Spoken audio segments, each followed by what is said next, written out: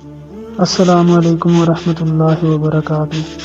معزز ناظرین، قوم عاد اور قوم سمود کا ذکر اللہ تعالیٰ نے قرآن مجید میں کئی ایک مقامات پر فرمایا ہے اور ان کی سرکشی اور نافرمانی کی داستان بیان کی ہے، اور اس سرکشی اور نافرمانی کا انجام بھی بیان فرمایا ہے۔ قوم عاد کی طرف اللہ رب العزت نے حضرت ہود علیہ السلام کو اور قوم سمود کی طرف حضرت صالح علیہ السلام کو مبعوث فرمایا۔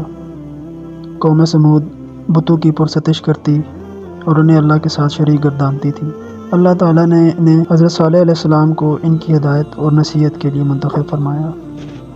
آپ علیہ السلام نے اللہ تبارک و تعالیٰ کے حکم کے مطابق انہیں بت پرستی سے روکا اور خدائے پاک کو تنہا تنہا اس کائنات کا متصرف ماننے کا حکم دیا۔ چند افراد نے آپ علیہ السلام کی اطاعت کی اور آپ علیہ السلام پر ایمان لے آئے، لیکن قوم کے مالداروں اور سرداروں نے آپ علیہ السلام کی تکذیب کی اور کہنے لگے کہ یہ کیسے ممکن ہے کہ ہمارے ہی جیسے ایک انسان پر اللہ کی طرف سے وحی آنے لگے۔ انہی نافرمانیوں کی وجہ سے ان پر عذاب آیا۔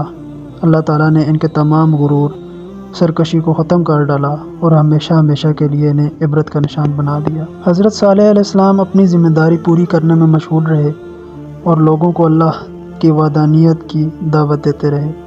پس مالدار اور بااثر لوگوں کو یہ بات اچھی نہ لگتی تھی اور وہ آپ علیہ السلام کی دعوت سے تنگ آ چکے تھے۔ ایک دن کہنے لگے، ہمیں کوئی نشانی لا کر دکھاؤ کہ تم پیغمبر برحق ہو۔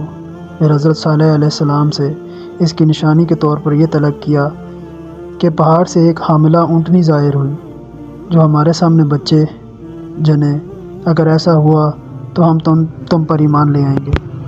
یہاں ایک بات یہ پیش نظر رہے کہ اللہ رب العزت کی سنت مبارکہ یہ ہے کہ اگر کوئی قوم اپنی نبی سے نبوت کی کسی نشانی کا مطالبہ کرے اور پھر مطالبہ پورے ہونے کے باوجود ایمان نہ لائے تو اللہ تعالیٰ اس قوم کو ضرور بضرور تباہ و برباد فرما دیتے ہیں۔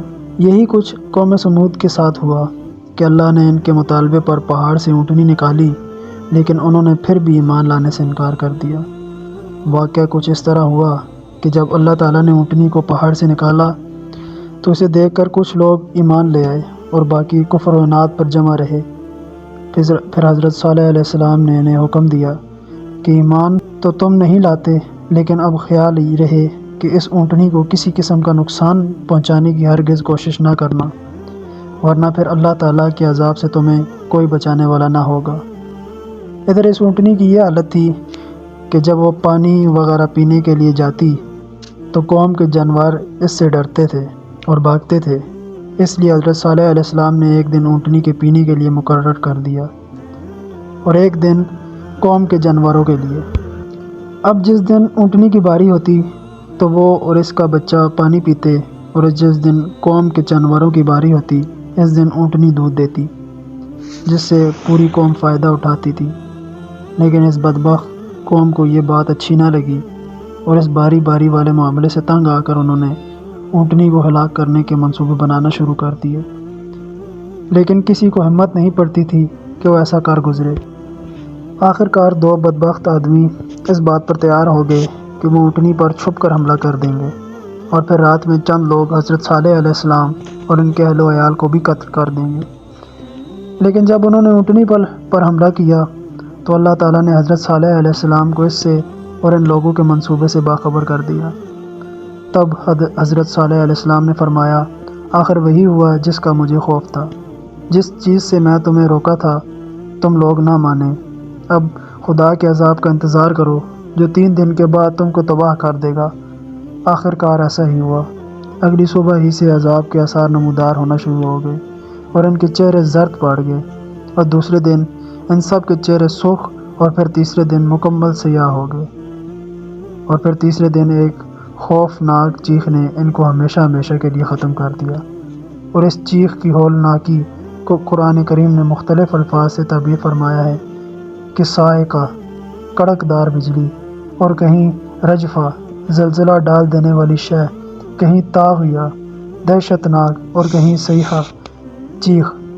روایت میں آتا ہے کہ وہ ایسی خطرناک چیخ تھی جس کی وجہ سے ان کے کلیجے پھٹ گئے اور پوری قوم ہمیشہ ہمیشہ کے لیے ختم ہو گئی۔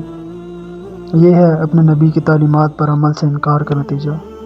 اور اس قسم کے واقعات سے مقصود ہم زندہ انسانوں کی عبرت ہوتی ہے کہ ہم لوگ اس قسم کی سرکشی کی جرات نہ کریں۔